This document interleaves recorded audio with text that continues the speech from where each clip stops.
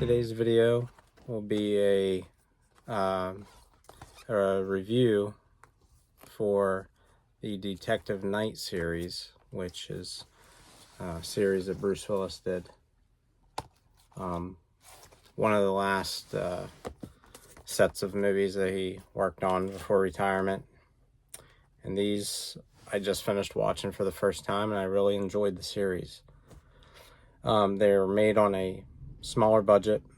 I think all three movies were shot in 1 month's time, or at least the first movie, because the each disc has a little kind of making of with the director talking, and he said that I think he shot these in 26 days total.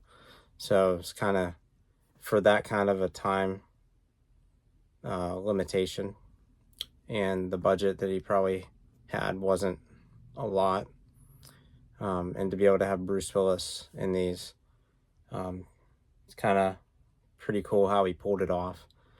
And these are decent movies for the low budget and the standards of like today's low budget direct-to-video films. These are pretty good. So I was really satisfied. They actually got better, I think, as they went on. So the first one is Detective Night Rogue. Bruce Willis is Detective Night James Knight. Detective Night Redemption.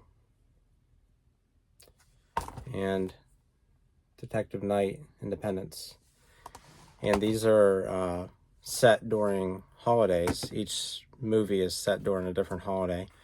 First one set for Halloween. Second set during Christmas. And Independence Day for the third.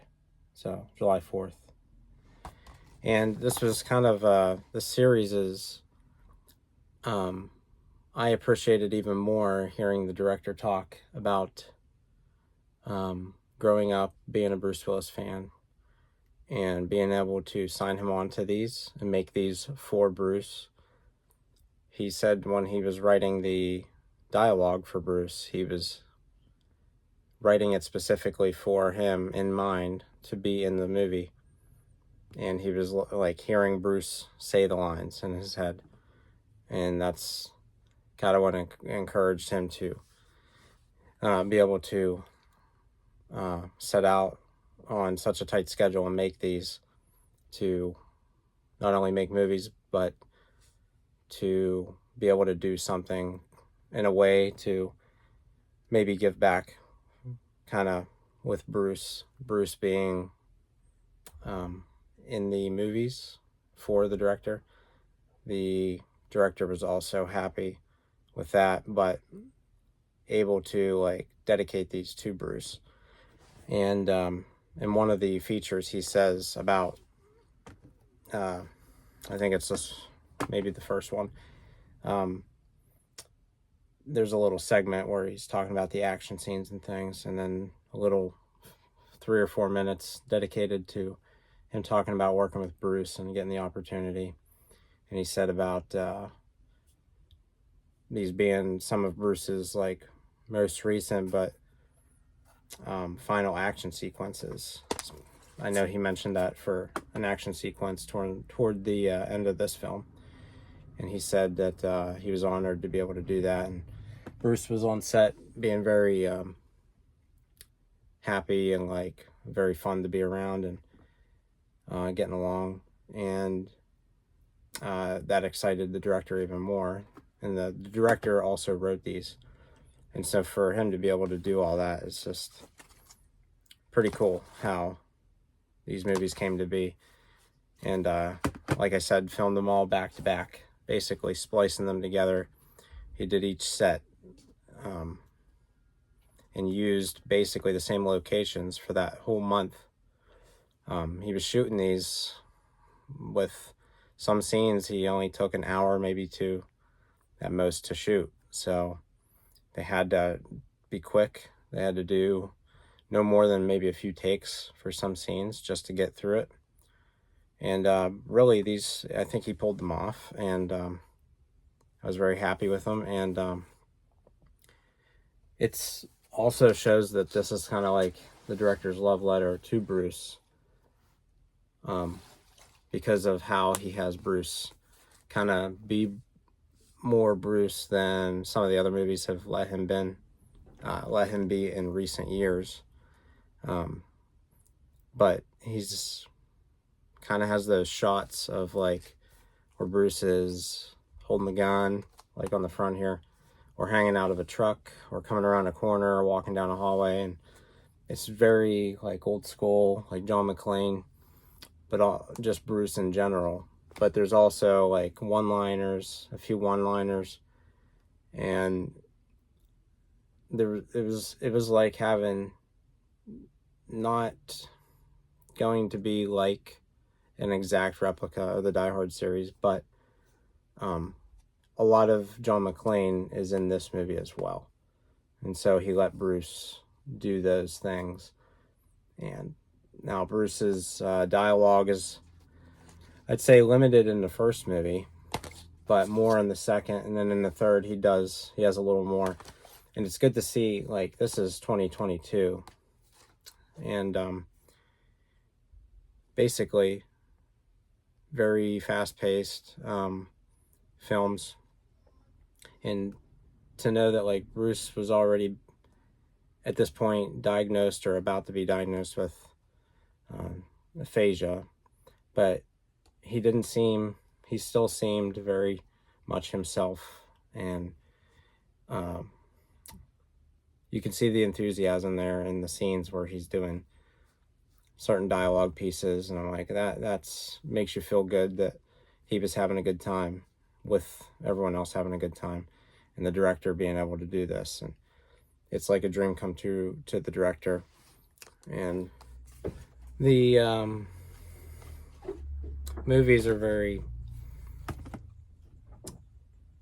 worth a watch. They're definitely worth a watch, and I think that if you're a Bruce Willis fan and you don't hold him accountable for a cheaper looking movie. Now these are low budgets, but they're not as cheap as some of the other movies that he might have been in. And if you can't get past that, then I guess that's fine. But I think that a lot of the time we look at how cheap a movie is instead of, I mean, what are you really going to see it for? You're going to see it for Bruce Willis? I think you'd enjoy these and sit through them, and they're fast-paced. The action scenes are good. Each one has a little thing about working with Bruce or the cast, and then there's a second little featurette talking about like the layout of how he did the movies and things. And it's definitely worth a watch. So basically, first movie, Detective Knight is, in a sense, sort of like a vigilante at times. He redeems himself in the second one by helping out the police. He is a cop, but he kind of redeems himself and does things better for the police force. And then in the third movie, he's basically, his character's just already back basically from the second movie to the third. He's basically not a vigilante, but pretty by the book, and he doesn't overstep just to get the bad guys, but he pulls it off anyway. And this one kind of has little elements paying tribute to like the Die Hard series, with him having a daughter, and a few like little things that give you kind of a nod to Live Free or Die Hard. And like I said, very entertaining. I really like these movies. These will definitely be rewatches more frequently. And yeah, I'm glad that we have another series with Bruce, so that